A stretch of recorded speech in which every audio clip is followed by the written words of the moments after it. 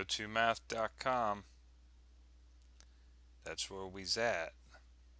Let's go down here to limits at infinity. And did we just do 1-2? Yeah. No. Wait a minute. Yeah. Forgot what's going on there. Let's make sure there's not a 1-3. No, there's not. Okay. 2-1 sounds good. Okay, so here's an interesting graph here. Evaluating the limit. Let's write this. Let me write this one down. 7x to the fourth plus 4 over 9x to the fourth plus 15, and this is the limit as x goes to infinity. Okay, so you can kind of see here at the graph, of course we can't really tell exactly what this y value is converging towards, but it looks like something less than 1 here. It looks to me like. Alright, you can always click on this problem and change this graph.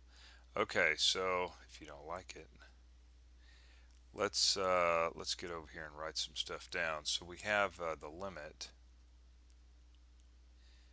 as x approaches infinity of 7x to the fourth plus 4. Now I'm going to tell you something right now. This stuff is really important. I remember taking a geometry class, and of course I can't remember what the problem is now, but it's been a while back.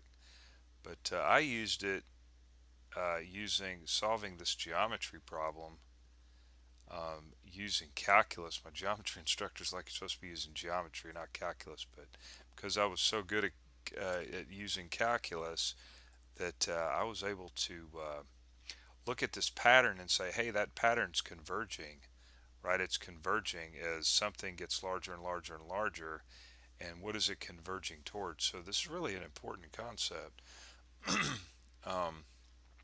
that I've used quite a bit in the past. Anyway, so here we go. Actually, here's the idea. You got to construct this, whatever the problem you're working on. But okay, so this up here is obviously going to infinity, and this is going to infinity if we were to evaluate this, and you end up with infinity over infinity, I must say that. And so what happens is this is an indeterminate form. But what we can do is we're always going to look in the denominator, okay? And we look for the leading term and look at its exponent. It happens to be the large, well, there's only one x down here, right? And it's to the fourth power. So what we're going to go through is each one of these terms, we're going to go through and divide each one by x over 4. So I'm going to rewrite this limit, and I should write an equal sign here. I'm not sure I did that in the last problem. Okay, so we have 7x to the fourth over x to the fourth plus 4 over x to the fourth. Then we have 9x to the fourth over x to the fourth plus 15 over x to the fourth. Okay, so I guess I'll go ahead and rewrite this again.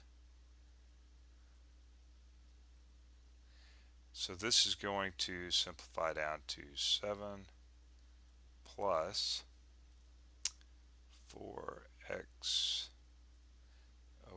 over x to the fourth, and then that's going to end up being 9 plus 15x over 4.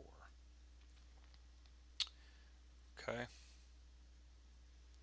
scroll up a little bit. So if we evaluated this constant, what do we get? Well, we just get the constant plus, and then of course this number right here is going to converge to 0, right, as x gets larger and larger and larger. And of course that limits a constant, and then of course this right here will converge to 0. And what do we end up with? We end up with 7/9. So it is just a little less than 1, right? We end up with 7/9. Now here's the shortcut on this deal. Okay, let's go back and look at the shortcut. I guess I could have got everything on the screen. When you up in the numerator, the leading term has x to the fourth here, and the bottom one's leading is also x to the fourth. So if both of these exponents are the same, in other words, if this was a 6 and that was a 6, all we have to do is look at their coefficients. All we got to do is just look at their coefficients. And as you can see, 7 over 9. It's that simple, right? If both of these are the same, then just take their coefficients. Right? That's all you have to do. However, this is the argument right here. Okay? So as you can see here, yeah, that looks pretty close to 7 over 9 there.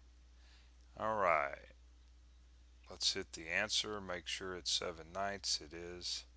Okay, so just for the heck of it, let's click on this. So what would this one be? Well, this would be 6/7, right? The term at the top is 8, exponent has 8, bottom is 8, 6/7.